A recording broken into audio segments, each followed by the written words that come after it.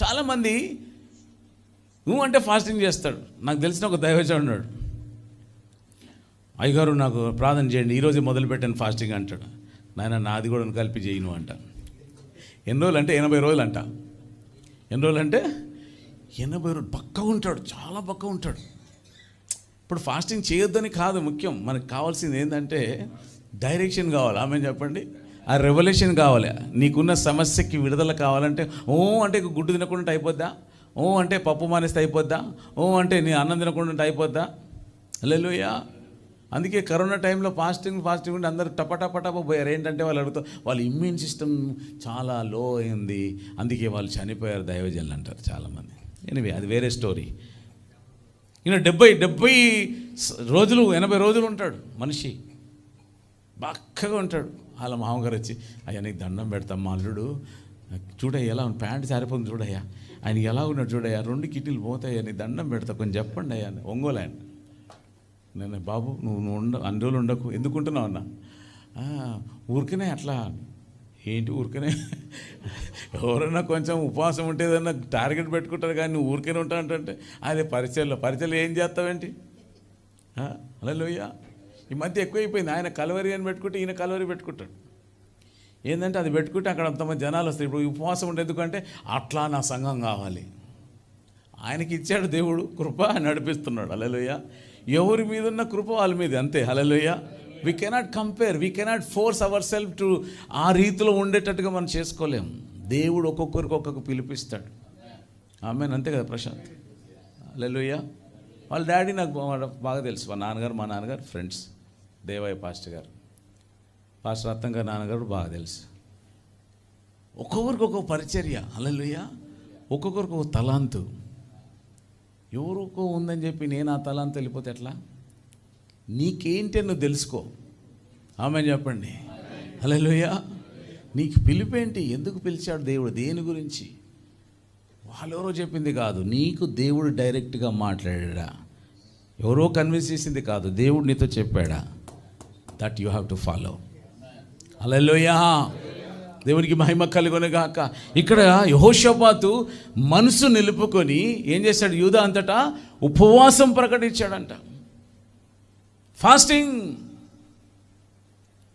దేవుడికి ఇష్టమైన ఉపవాసం. ఏమంటాడు? పేదలను, అనాథలను, విధవరాళ్ళను, అలాంటి వారిని ఐ థింక్ 50 ఒక్కసారి చదువుతాను అన్నది ఒక్కటి.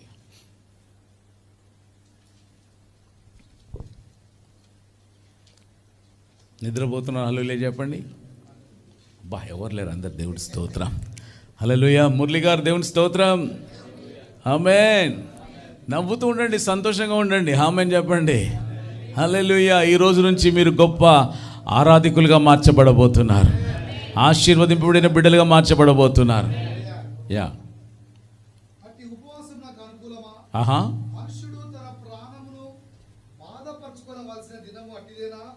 ఒకడు జమ్ము వలె తలవంచుకొని గోడెపట్ట కట్టుకొని బూడిద పరుచుకొని కూర్చునుట ఉపవాసమా?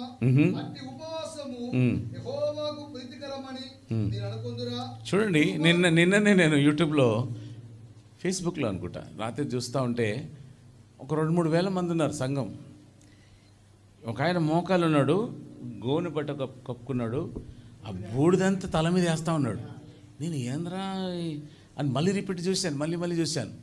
ఇదేంటంటే బైబిల్లో ఉందిగా, ఏంటది? గోనె కట్టుకొని బూడిదేసుకొని దేవుడు అవన్నీ కొరడయ్యా. హల్లెలూయా. ఆ టైంలో అది ఒక్కొక్కరికి జరిగింది. దావీదు రిపెంటెన్స్లో తర్వాత కొన్ని జరిగాయి. హల్లెలూయా. యేసుప్రభువు ఎక్కడో కూడా ఆయన కృత నిబంధనలు ఎక్కడ చెప్పినది లేదు. హల్లెలూయా. హల్లెలూయా. అన్నీ చేసేసాడు. నువ్వు పెద్ద బూడిద వేసుకొని మోకాల మీద నడిచి లేకపోతే ఎక్కడికో వెళ్ళే అవసరం లేదు. విశ్వాసము నీ హృదయము ఆయనకి ఇస్తే చాలు. హల్లెలూయా. చదవండి ఆ వాక్యం తొందరగా.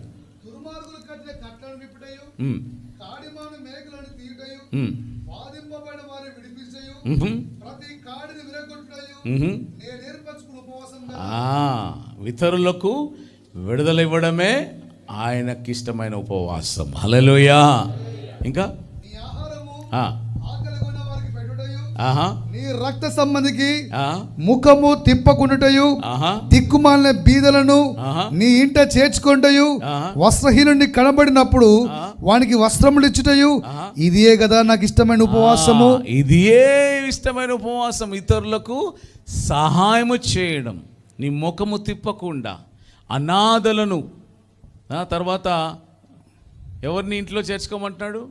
దిక్కుమాలిన బీదలను, దిక్కుమాలను, బీదలను, వస్త్రహీనులను.